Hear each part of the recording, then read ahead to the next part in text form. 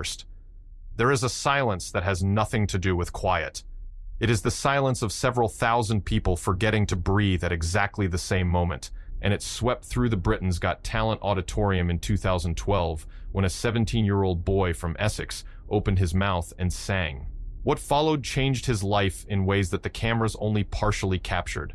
Not the fairy tale version, not the overnight sensation narrative that gets packaged and sold, but something grittier and stranger and ultimately more worth knowing about. Jonathan Antoine did not glide from that stage into a comfortable life of applause and acclaim.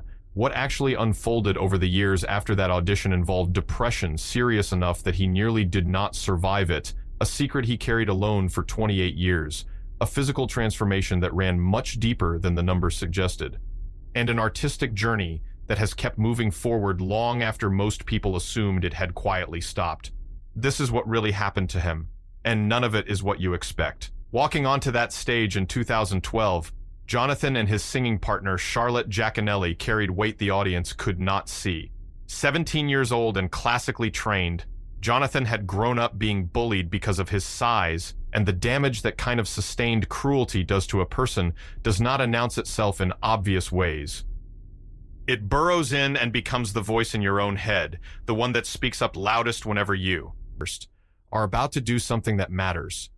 Standing under those lights with cameras pointed at him and Simon Cowell already forming an opinion, that voice must have been deafening. He told the crowd he did not think he could have found the courage to be there without Charlotte beside him, and those words were not a scripted moment of vulnerability.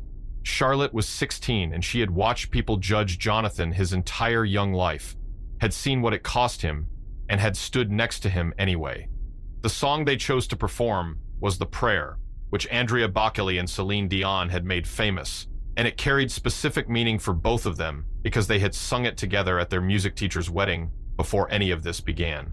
Simon Cowell muttered something before they started. "Just when you thought things couldn't get any worse," he said, and the words settled over the room like a prediction. That quiet dismissal set the terms for everything that followed, because what Jonathan did next dismantled it completely. The moment his voice opened up and filled that auditorium, the texture of the room shifted in a way that audiences can feel but not always explain. Deep and warm and carrying something beyond technique, the sound that came out of him stopped the skepticism cold. Cowell's expression moved through doubt and landed somewhere close to disbelief. By the time the performance ended, he was calling Jonathan's voice unbelievable and comparing it directly to Luciano Pavarotti's, saying he had not heard a superb operatic voice like that in years. Alessia Dixon called the duet world-class, and David Walliams admitted he wanted to cry. None of that was performance. The audience was already on its feet. What came next, though, defined Jonathan more than the singing did. Cowell looked at him and suggested plainly and in front of everyone watching that he might fare better in the competition if he ditched his friend. The framing was practical, the logic of someone in the music industry thinking about competitive advantage, but the suggestion landed as a test of character whether Cowell intended it that way or not. Jonathan's answer came without hesitation. "We came on here as a duo, and we're going to stay here as a duo." 7 words delivered calmly, and the auditorium erupted in a way it had not even erupted for the singing. What the audience responded to was the recognition that this was real, that a teenager had just turned down a potential competitive edge, because his loyalty to his friend meant more to him than winning. David Walliams later said Jonathan had proved Simon wrong, but the larger truth was that he had shown millions of people watching at home what it looks like when someone's character actually matches the beauty of what comes out of them when they perform. The audition video spread across the internet with a speed that felt significant even then, accumulating hundreds of millions of views across platforms and becoming one of the most watched television audition recordings in history. People shared it not only because the voices were extraordinary, but because the story embedded in it struck something. The bullied boy who stood tall, the friend who refused to be left behind, dignity in a format built around judgment. Jonathan and Charlotte performed Caruso in their semifinal on May 7, 2012, advancing to the grand final, with judges continuing to praise their chemistry and Charlotte's noticeable growth. The final, held on May 12th, brought them back to The Prayer, the song that had started everything, and they delivered it with a confidence that had earned its place. They finished as runners-up, losing to a dancing dog act named Ashley and Pudsey, and Charlotte put the result in its proper context when she said they had come second out of 70,000 people, and that it had been incredible and amazing. Nothing about the outcome diminished what they had built. The morning after the final, Cowell moved fast. A recording contract worth £1 million with his label Sicko landed in front of them, and they signed. Their debut album, Together, came out in September 2012 in the UK and October 2012 in the United States, built around Italian-language covers of songs by Elton John, Muse, Queen, Take That, and R.E.M., leaning into the classical crossover identity their BGT run had established. The album peaked at number 5 on the UK albums chart and earned a gold certification, which, first, confirmed that the public's interest survived past the television moment. A second album, Perhaps Love, followed on October 14, 2013 under Sony Classical, again reaching number 5 on the charts, and their European tour that year drew audiences who described the concerts as wonderful and critics who noted how much both artists had grown since their BGT days. Everything looked settled from the outside, and that is exactly when the cracks became audible to anyone paying close attention. Within Perhaps Love, the architecture told a story the press releases did not. Solo tracks from each artist appeared on the same record, a small structural choice that reflected something much larger pulling them in different directions beneath the surface. Jonathan's instincts were drawing him deeper into classical opera, into its full tradition and weight. Charlotte's aspirations pointed toward musical theater, a different kind of emotional language requiring a different kind of commitment. The BGT experience had bound them together and given them both a platform, and that same platform was now making it possible for each of them to hear clearly what they actually wanted. In February 2014, after 2 albums and an extensive touring schedule, they ended their professional partnership. Creative differences was the phrase used publicly, specifically an inability to agree on songs for a third album, and Sony Classical responded by offering them separate solo contracts. Charlotte called the process emotional and described going solo as scary more than sad, almost like starting again from zero. Jonathan reflected on their time together with genuine warmth and framed the split as the natural evolution of the thing, explaining that both of them had always preferred solo performance and that a classical crossover duo carries inherent limits in how far it can stretch. He had needed Charlotte to step onto that first stage. The next step belonged to him alone. Tenor, Italian simply for tenor, arrived in October 2014 as Jonathan's debut solo album, and at 19 years old, he had his first #1 on the classical charts.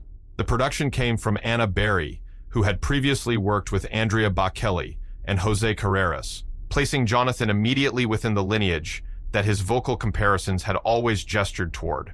Critics responded with language that leaned toward astonishment, with one writing that a new star had arrived on the vocal scene and that the album confirmed a miraculous talent, praising the sound as ravishingly creamy and bright with notable command of dynamics and a youthful energy that made it feel both technically grounded and vitally alive.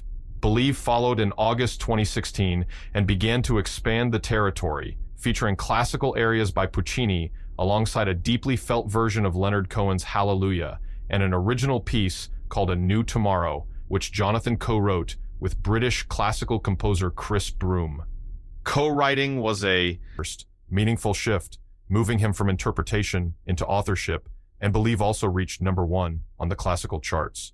His vocal coach Joy Maman, who had herself performed with Pavarotti, made a pointed claim at the time, saying she did not believe there was a tenor past or present with a better top C, and critics kept returning to the same word to describe his sound, creamy, which is a strange word to attach to something so physically powerful, but captures something true about the way his voice occupies space without forcing it. Going the Distance came out in June 2020, and it was the most personal and structurally ambitious record he had attempted. Built in 3 acts like a musical, the album wove together standards, operatic pieces, and musical theater selections to tell a semi-autobiographical story of overcoming adversity, and it included the first time Jonathan had ever performed Puccini's Nessun Dorma in public. Elton John's Can You Feel the Love Tonight sat alongside John Denver's Country Roads, and that landmark Puccini performance and the deliberate narrative shape of the album said something clear about how Jonathan understood his own work by then. He was not assembling song collections. He was making sense of something. Christmasland followed later in 2020 and climbed to #1 on the iTunes classical charts, with a platinum edition arriving in 2021 featuring a new song from legendary American songwriter Diane Warren, a collaboration that would grow into something larger over the next few years. His live career during this stretch was building an international footprint that the classical charts alone did not capture. Opera icon Placido Domingo personally invited him to perform at the closing concert of the iTunes Festival in 2014, the same year Jonathan made his American debut at Muhammad Ali's Celebrity Fight Night and sang the Beatles' Let It Be alongside Sting, Neo, and Adam Levine at an event in Florida. September 2018 brought his first solo concert in the United States. June 2019 took him to Canada, where he sang Nessun Dorma publicly for the first time. December 2024 placed him at a tribute concert for celebrated Egyptian composer Omar Khayyam and at Woolworth's Carols in the Domain in Australia. In November 2022, he launched a crowd-funded recording project with Diane Warren through the platform Artist Share and the resulting album By Request. The Diane Warren Songbook Volume 1 reached its public release in November 2024. The crowdfunding model was not a fallback. It was a deliberate choice to build a direct relationship with the people who supported his work, giving his audience a stake in the creation rather than just delivering them a finished product. His fan base, which he calls Fantoins, had gathered around his YouTube channel, which held 357,000 subscribers and hundreds of millions of collective views, and he engaged with them through live streams, Q&A sessions, and album release parties with a consistency that reflected genuine investment rather than promotional strategy. None of that visibility, though, showed the full picture of what his life had actually contained. Running underneath every recording and every performance was a private war that most of his audience knew nothing about, and that Jonathan himself spoke about only gradually and with great care. Depression had taken hold of him during his teenage years and had grown severe enough that he contemplated ending his life. His serious struggles started in 10th grade, he shared openly, and the words he used about what followed were direct and unadorned. Seeking professional help is probably why he is alive right now. Britain's Got Talent, he has said, saved his life, and the reason was not that fame solved anything. The platform gave him external validation at a moment when he had almost none internally, and combined with the professional help he sought, it cracked something open at exactly the right time. He arrived on that stage at 17 carrying far more than nerves and shyness, and what happened there did not eliminate the weight, but gave him something real to hold on to. His physical transformation in the years after BGT became visible publicly in a way he addressed with care and specificity. 4 stone gone within 2 years of the show, and a total loss that has reached approximately 120 pounds across the longer arc of his life since then. Talking first.